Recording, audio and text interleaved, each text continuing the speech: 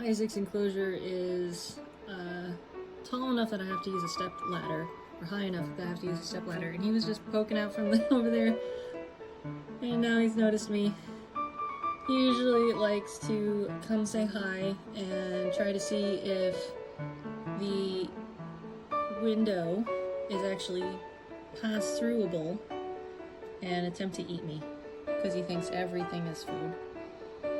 And his children are the same way. Aren't they, buddy?